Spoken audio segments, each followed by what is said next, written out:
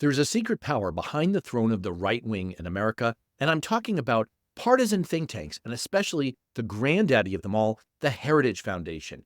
You may have heard of them, but one person who's definitely the expert on the Heritage Foundation and the entire right-wing ecosystem of think tanks in America is E.J. Fagan, who was a guest on my podcast, Beyond Politics. We talked about his new book, The Thinkers, which is a history of the influence of these right-wing institutions, and especially Heritage, and what they've done to tilt the Republican Party to the right and to create today's MAGA reality. Take a look. There's an old idea in America, it's the original founding conspiracy theory, that there's actually a secretive group of insiders somewhere who are running the country. Think of the Freemasons. This is like a Simpsons joke. Freemasons are running the country. They're all covered with filthy germs, aren't they, Smithers?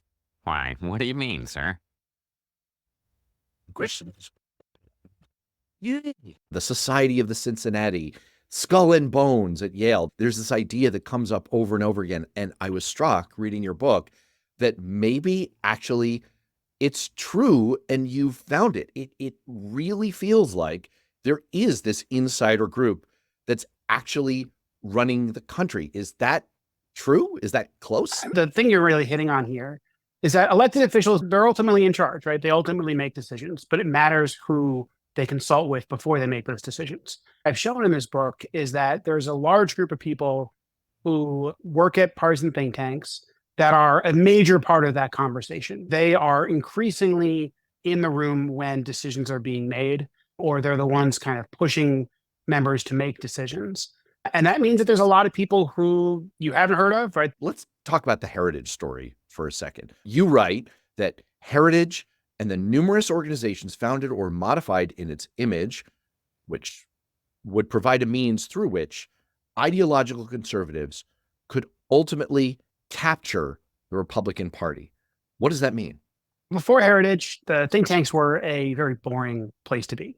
They were quote unquote universities without students. What Heritage decided to do was to act like an interest group.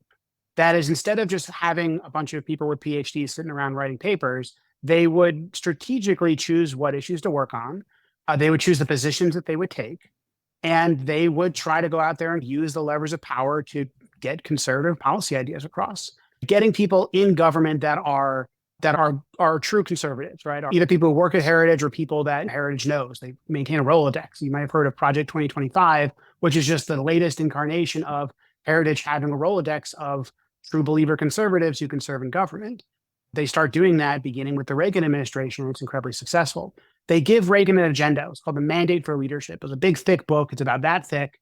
And it very specifically laid out at every single federal agency what the conservative plan would be. Heritage is very good at that. Let's break down those levers and what makes Heritage so powerful. One of them we opened with, which is how they put ideas and plans into the garbage can to be picked up and dusted off whenever the need. That's an incredibly powerful thing that organizations like this do.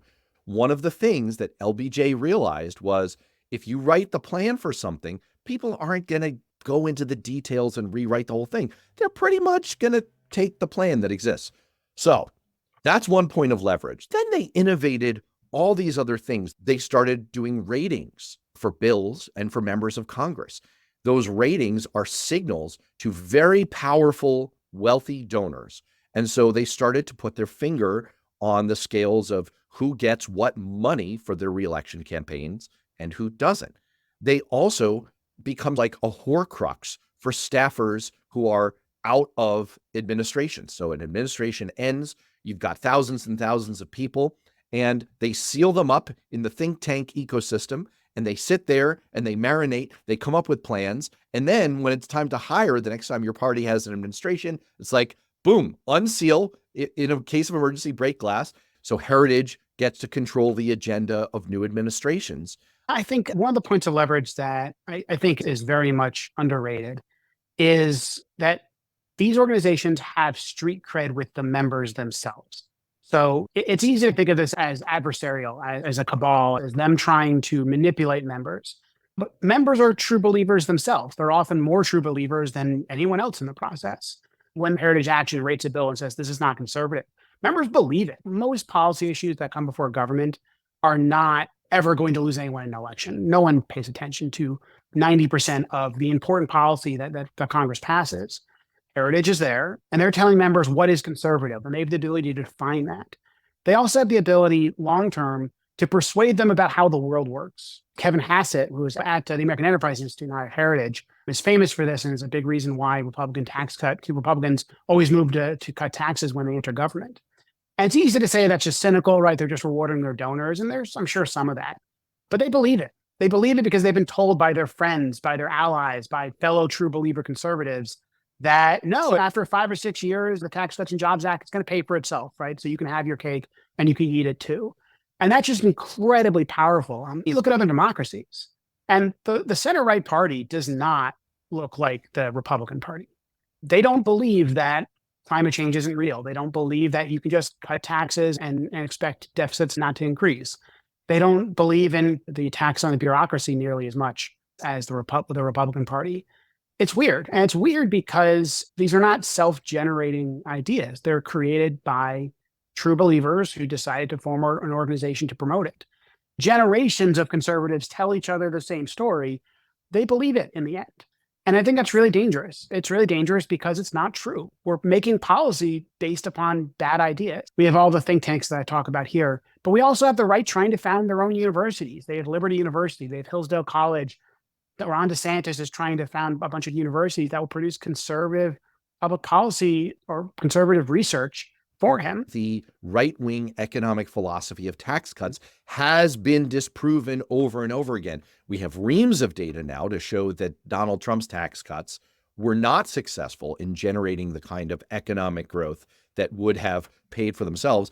And we have a state-based experiment. Sam Brownback in Kansas, 2012, lowers taxes across the board. And he was under the delusion that had been repeatedly disproved that this will lead to an economic bounty and it will pay for itself. It was a disaster, and a Republican legislature had to repeal the tax cuts because the state was going to go bankrupt because they did this. I will say, by the way, Kansas now has a Democratic governor as a result of the story you just told, right? Two-term Democratic governor. I think the Trump administration, if it is staffed by as much of Heritage as it seems like it is going to be scary. If you read Project 2025, if you read other reports that Heritage is publishing, it's not good. Previous Republican administrations, even the Reagan administration, were a coalition government. They were a coalition between the more centrist businessy conservatives, the Mitt Romneys of the world, and the far-right conservatives, the Heritages of the world. I don't think that's the case for a Trump administration. I think Trump has learned the lesson that if he wants immunity from prosecution, if he wants government to do whatever he says, these are the people he needs to bring into government. Donald Trump is not concerned with good government. He doesn't want to get some other adults in the room to have a check on the far-right conservatives. He wants the most radical people he can find, and maybe Heritage isn't radical enough for him. There's other people in the Republican Party that could also fill that role. Are think tanks to blame for how polarized, really how messed up American politics has become? I think that if the think tank, if Heritage was never founded, I think we're a lot less polarized than we are today. I think it's an essential element of a broader story. We think about polarization today about normal people, right? Our neighbors are polarized. They're yelling at each other. That's what we observe today. And that today is increasingly true, although it's narrower than I think people think. Elites polarized 30 years earlier. They didn't polarize because the public asked them to. They didn't polarize because we changed the campaign finance rules or anything like that. I think the evidence here is very strong that elites polarized because they were persuaded, right? They were persuaded by, among other things, these partisan think tanks who said, you should take a different view of the world.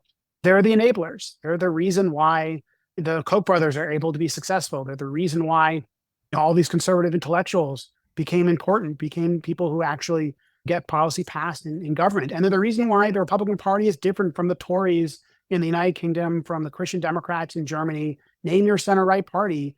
They are different than the Republican Party. They don't deny climate change. They don't do a lot of these kind of really, really bad policy ideas. And I think we can trace that to 1973 when Heritage is founded.